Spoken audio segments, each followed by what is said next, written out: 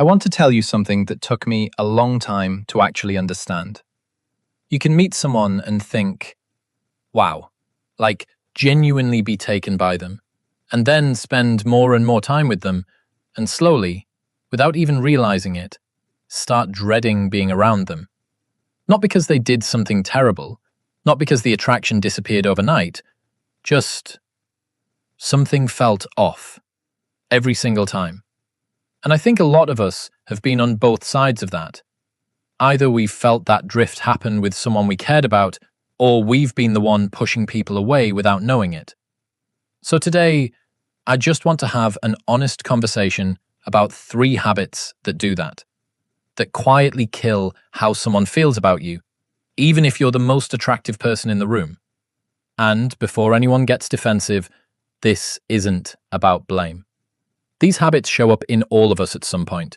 I'm not here to point fingers. I just think this is a conversation worth having. The first one is disrespect, but not the obvious kind, not yelling, not insults.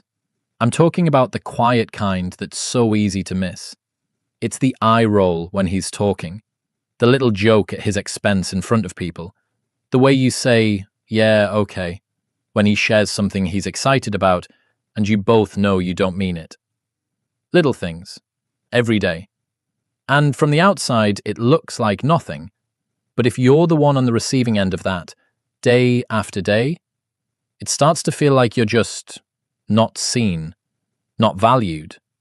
Like the person closest to you actually thinks pretty low of you. And the man, or honestly anyone, can deal with a lot in a relationship. Hard seasons, disagreements, distance.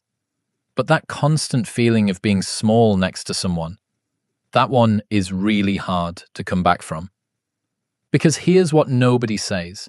Respect isn't about agreeing with everything. It's not about being soft or submissive. It's just about treating someone like they matter, like their thoughts matter, like they're a person and not just someone to score points off. When that's missing, the love doesn't disappear all at once. It just slowly drains out. The second habit is shutting down. And I get it, I really do. Sometimes you're hurt and you don't have the words. Sometimes you're exhausted and you just don't want to get into it. Sometimes silence feels safer than saying the wrong thing. But here's what happens on the other side of that silence. The other person asks if you're okay. You say you're fine. They ask again. Fine. They try a different approach. Still nothing. They try to make you laugh. Nothing. They sit with you. Nothing. And eventually, they stop trying. Not because they don't care anymore, but because you can only knock on a closed door so many times before you just accept that it's not going to open. And that's the part that's really hard to watch. When 2 people who actually love each other become strangers, just because one of them never learned how to say, I'm hurting, and here's why. You don't have to have a perfect conversation. You don't have to have all the answers. You just have to be willing to stay in the room, emotionally, instead of checking out every time things get uncomfortable.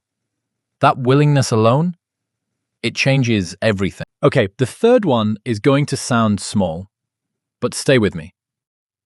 It's laughter. Or, more specifically, the absence of it.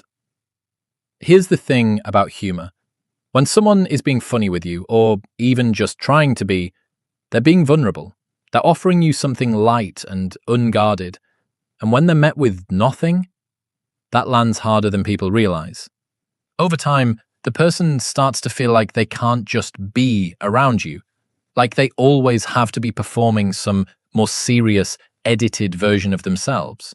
And that feeling of not being able to exhale around the person you love, that's loneliness, even when you're not alone. But I'll say this too, forced laughter is just as bad. The kind where you can tell someone's laughing because they think they should, not because anything was actually funny. People feel that immediately, and it creates a different kind of distance, one where nothing feels real anymore. What people actually want is simple. Someone who genuinely finds them funny sometimes. Someone who smiles at the dumb thing they said. Someone they can just laugh with, not perform with. That shared lightness, it's one of the most underrated forms of intimacy there is.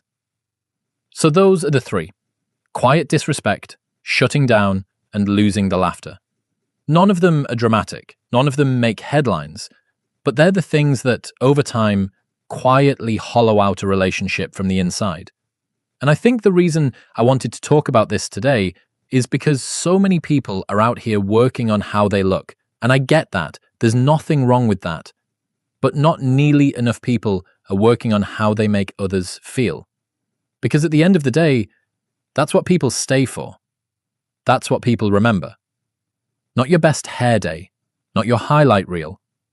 The way you made them feel when it was just the two of you on a random Tuesday with nothing special happening. That's the thing that keeps people. All right, I want to hear from you. Which of these three do you think is the hardest to catch in yourself? Drop it in the comments. I actually read them. And if this felt like something someone you know needed to hear, send it to them. Sometimes the right conversation finds people at the right time. See you in the next one.